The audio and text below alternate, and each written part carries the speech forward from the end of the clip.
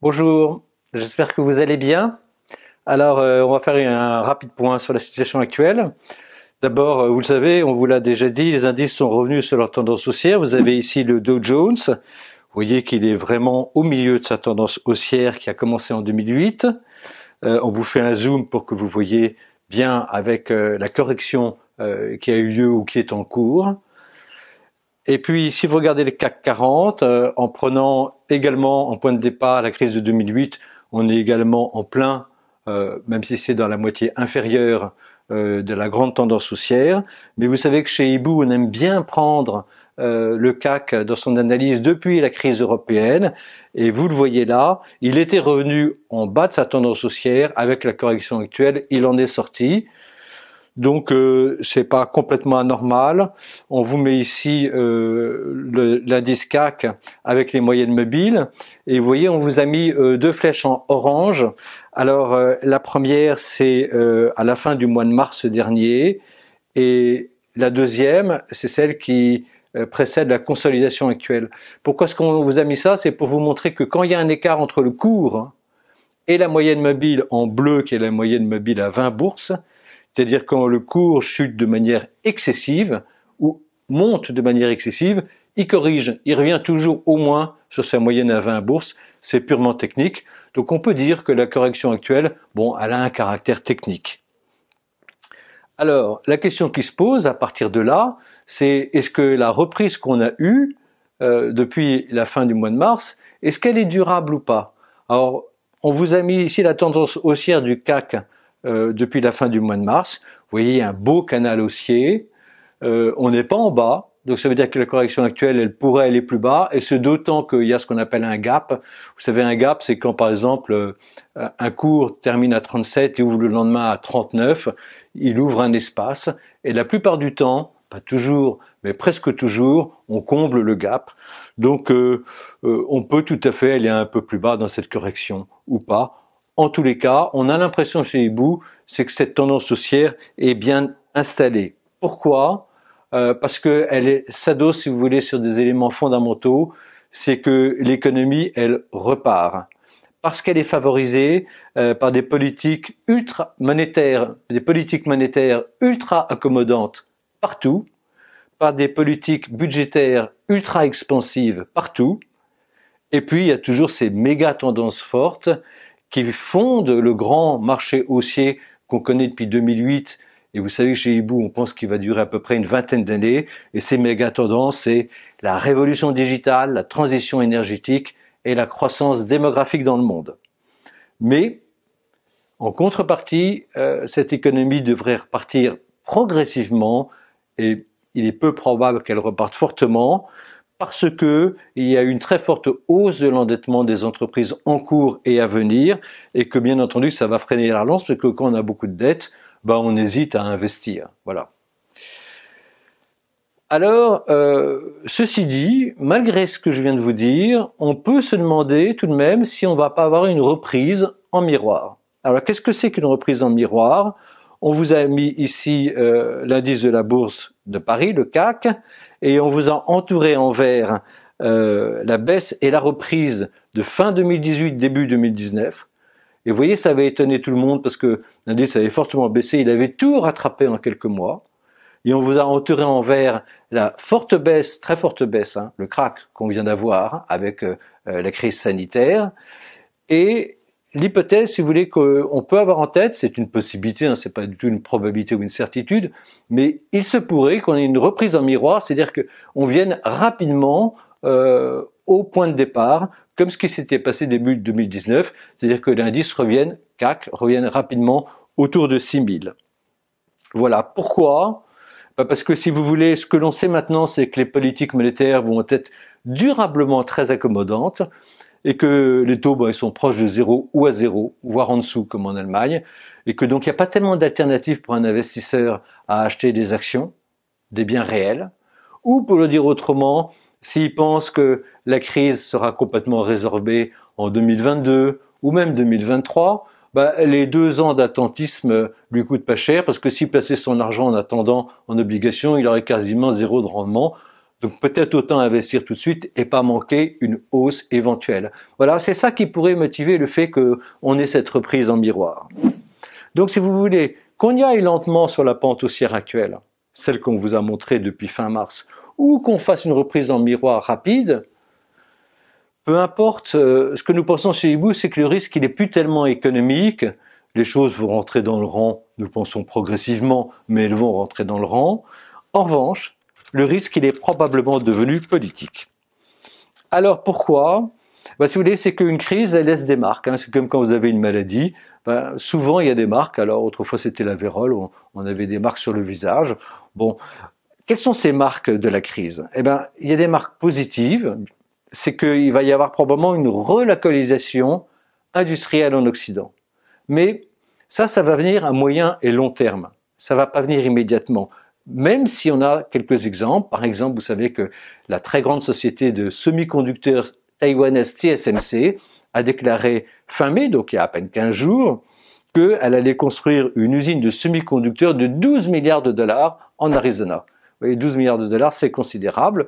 Et puis d'un autre côté, vous avez une volonté politique en Europe de relocaliser un certain nombre d'industries, notamment la fabrication de médicaments et toutes les technologies stratégiques. Donc ça, c'est un mouvement de fond assez favorable, mais en contrepartie, et vous avez une dégradation du bilan des mauvais élèves, particulièrement, et ça, si vous voulez, cette dégradation, qui est un élément négatif, lui, il vient pas à moyen long terme, il vient tout de suite, à court terme. Et vous avez une dégradation des bilans des entreprises, et particulièrement des entreprises les plus fragiles. Alors ça veut dire, bien entendu, que les entreprises les plus fortes vont être très avantagées, parce qu'elles pourront investir quand les concurrents fragiles ne pourront pas investir. Et puis vous avez également des États. Les finances de tous les États vont se dégrader, mais les États fragiles vont voir leurs finances plus dégradées que les autres. Et vous avez peut-être noté que, également fin mai, donc il y a un peu plus de 15 jours, l'agence de notation Fitch, donc une des 3 grandes agences de notation internationales, a révisé les perspectives à long terme de la France, de stable à négative, pour sa note de crédit, qui est aujourd'hui en catégorie AA. Vous savez que la France avait un AAA, qui était ce qu'il y avait de mieux. Elle l'a perdu, et maintenant, elle risque de perdre son AA, et donc de plus avoir qu'un A. Donc, progressivement, on pourrait s'approcher d'une notation spéculative. Voilà, c'est une très mauvaise nouvelle. On voit bien cette dichotomie, si vous voulez, entre les bons et les mauvais élèves, quand on regarde les chiffres macroéconomiques de la France et de l'Allemagne. On vous a mis ici le taux d'endettement des entreprises, où la France est en rouge, l'Allemagne est en vert. Et vous voyez que avant la crise, les entreprises françaises étaient déjà beaucoup plus endettées que les entreprises allemandes. Et si on prend le ratio de dette publique, la France était déjà beaucoup plus endettée que l'Allemagne. Donc on risque d'avoir une accentuation de cette dichotomie. Parallèlement à ça, on peut avoir partout en Europe une réduction du coût des entreprises, parce que les entreprises ont été affrontées à cette crise, donc elles ont des bilans dégradés, comme on vous l'a dit, et donc elles vont très probablement toutes réduire leurs coûts, et surtout les entreprises européennes où le marché de l'emploi est le plus rigide, c'est-à-dire l'Europe du Sud, risquent de profiter de cette crise pour réduire ses coûts de personnel. Et donc, si vous voulez, ce que ça veut dire également, c'est que le chômage qui va augmenter, eh bien, il va mettre du temps à se résorber. En tous les cas, en Europe du Sud. Et c'est d'autant plus problématique, si vous voulez, c'est qu'on note qu'il y a une dichotomie en Europe entre la population qui fonctionne, qui est dans la mondialisation, qui travaille, et celle qui est à l'arrêt. Et on vous a mis ici un graphique intéressant du taux de chômage longue durée en pourcentage des chômeurs en 2018, ce sont des chiffres de l'OCDE. On vous a entouré en rouge la France et l'Allemagne. Vous voyez que les chômeurs longue durée représentent à peu près 40% des chômeurs. Alors évidemment, en France, il y a plus de 2 fois, presque 2 fois et demi plus de chômeurs qu'en Allemagne. Donc ces 40% pèsent beaucoup plus. Et on vous a également entouré en rouge l'Italie. Et vous voyez que l'Italie, on est à quasiment 60% de chômage longue durée au sein du chômage. Donc ça, c'est une dichotomie forte au sein même de la population. Et ce d'autant que le chômage ne résume pas tout, parce qu'on vous a mis ici les personnes qui sont dans le halo autour du chômage, c'est-à-dire c'est les gens, si vous voulez, qui souhaiteraient trouver un emploi mais qui ne sont pas inscrits au chômage. Et vous voyez que cette proportion de gens a fortement augmenté en France à la suite de la crise de 2008 et que ça représente tout de même 1,5 million de personnes. Donc si vous additionnez ces personnes et le chômage longue durée, vous avez tout de même une partie significative de la population française, mais également dans les autres pays d'Europe du Sud, qui est au bord de la route. Et puis, autre élément intéressant, on vous a mis ici en France, mais c'est un peu vrai dans d'autres pays, les contrats en durée déterminée et temporaire par rapport au CDI. Et vous voyez que depuis la crise européenne de 2012-2013, les contrats à durée courte et précaires dominent largement les contrats à durée indéterminée. Donc en bleu sont les précaires, en jaune c'est les contrats à durée indéterminée. Vous voyez que depuis l'élection d'Emmanuel Macron et la suite des réformes qui avaient été engagées, notamment sous Hollande, on avait une réduction de ce rapport, c'est-à-dire progressivement on pouvait espérer que à nouveau les contrats à durée indéterminée dominent. Eh bien le plus probable c'est qu'avec la crise, malheureusement, l'écart se creuse à nouveau de manière défavorable en faveur des contrats précaires. Et donc ça aussi, c'est une accentuation, si vous voulez, de cette dichotomie qu'il y a au sein de la population des pays d'Europe du Sud.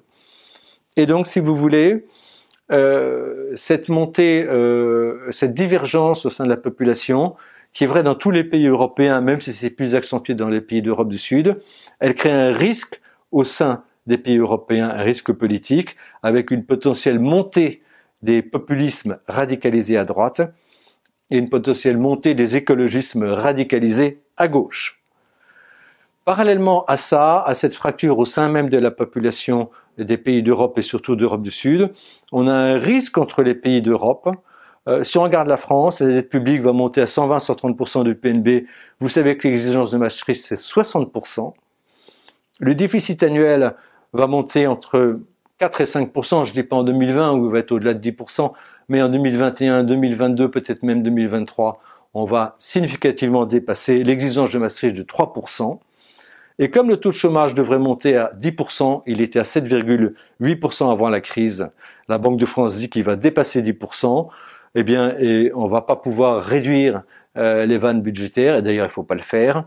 Et donc si vous voulez, ça risque de poser un problème parce que les pays du Nord, et particulièrement l'Allemagne, ne vont pas forcément accepter les dérives des pays du Sud. Et c'est une question importante parce que l'année prochaine, en 2021, nous avons les élections au Bundestag. Alors, regardons l'équilibre des forces politiques en Allemagne. Voilà le dernier sondage que nous avons reçu, politique en Allemagne, de l'Institut de sondage Forsa. Eh bien, vous voyez que la CDU est à 40%. Il faut dire que Merkel a une bonne image de marque en ce moment dans sa gestion de la crise. Et puis il y a deux grandes forces politiques qui suivent, sont l'SPD à 16% et les Verts à 15%. Mais vous voyez qu'en dehors du CDU, il y a tout de même un émiettement important. Et cet émiettement important signifie qu'il y a beaucoup de combinaisons d'alliances qui sont possibles pour prendre le pouvoir en Allemagne. Et donc, si vous voulez, on peut dire en résumant ça qu'il y a deux principaux schémas. Il y en a un où l'Allemagne serait dominée par un centre, un grand centre dominant. C'est ce qu'on a aujourd'hui avec l'alliance CDU-SPD. On pourrait imaginer par exemple une alliance CDU-SPD ou CDU-Vert. Mais on peut aussi avoir la résurgence d'un bipolarisme, c'est-à-dire à nouveau d'une fraction d'une coupure entre la droite et la gauche. Et donc on pourrait imaginer à la suite des élections de 2021 une alliance CDU, FDP et les libéraux avec une partie de l'AfD, ou toute l'AfD, ou une alliance SPD avec les Verts et avec Die Linke. Vous remarquerez qu'en France, comme en Allemagne aujourd'hui, c'est le schéma 1, le centre dominant, qui domine.